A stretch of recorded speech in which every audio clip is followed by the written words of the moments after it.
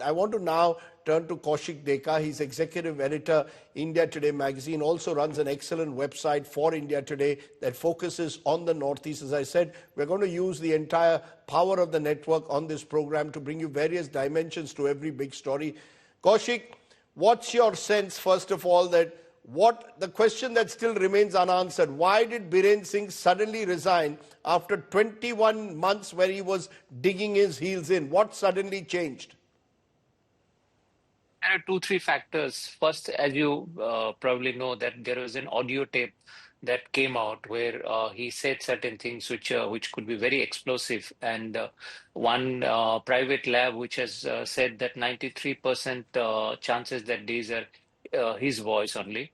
Now, what did he say which So, was explosive? He was accused of um, essentially not distancing himself from the violence that took place, almost being yeah, suggested that he was endorsing the violence. Am I correct? Yeah, kind of. The way he was talking to some of his subordinates, how it happened and how he actually sided with the Métis. So these are the allegations. We still cannot authenticate the tapes. The Right. court is monitoring the whole process. So I'll not go deep into those, what he exactly said, but those words could be very problematic for not only Biren Singh, but for BJP central forces also.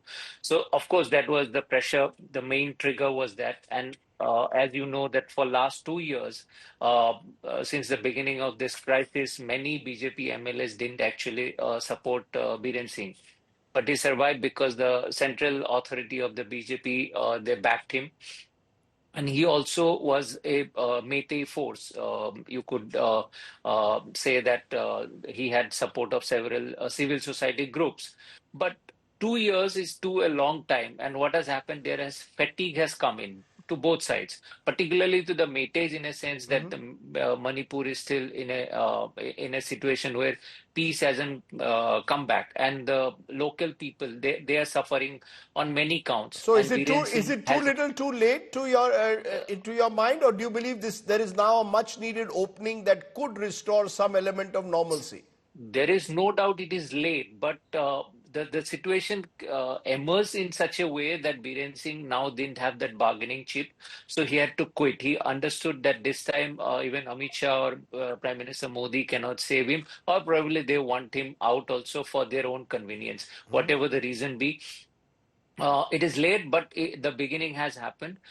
Probably now the bigger challenge is to walk the right path, because things can go haywire from here also. Because the next leader who will come in, he will have a Biren Singh and his supporters looming around him, and any mistake could actually can create further problems, because the cookie side, they haven't given up their own demand of a separate state or separate administration. So the first thing is to create that trust. And second most important thing is that Manipur is heavily militarized, not because of armed forces, but the arms, those were looted from different police forces. So as long as you cannot get those arms back, Manipur will remain on the edge.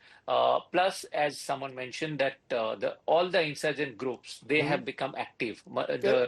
There is a relative peace. If you the one credit you can give to Biren Singh government, that 2017 to 2022, at least there was peace in Manipur. Manipur was becoming a like any other place in the country.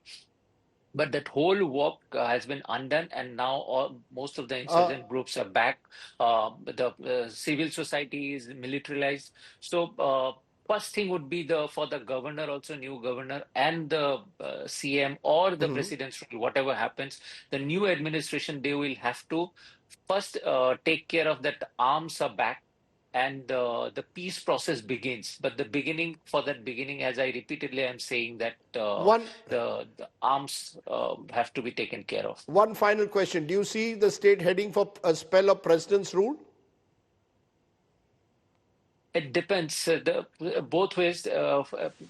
Many people are saying that president's rule will be given, but I don't think BJP central authority, they would like a president's rule in the state. because they still have the numbers in the assembly and it doesn't look good on them. It also shows that they have failed. It's not that there was a Congress government or any other party government. It is still a BJP government. If the CM goes and the central government has to impose president's rule, political optics, it doesn't look good. So they will try to put someone who is, at least till the last moment, they will try to put someone who is a consensual candidate. Right. It's easier said than done. So that the process might take time, or they might do in a couple of days also. But president's rule would be the last resort. Okay, president's rule will be the last resort for now in Manipur. But as all our panelists have said, this is perhaps arguably the biggest challenge security-wise the Narendra Modi government in a way has faced over the last decade, which is why we wanted to focus on this. The tyranny of distance must be broken between Delhi and Imphal. I say it again, I said it at the start of the show. Just think about it. If 200 people in any other part of the country, more than 200, had died in ethnic violence, if number of them were living in relief camps, would it not be your top story, and would you not demand accountability from those in power? That's what we will continue to do here on the news today. Our attempt will be made to tell the question, to seek the questions that demand answers. Today it was Manipur. Tomorrow it will be another part of the country.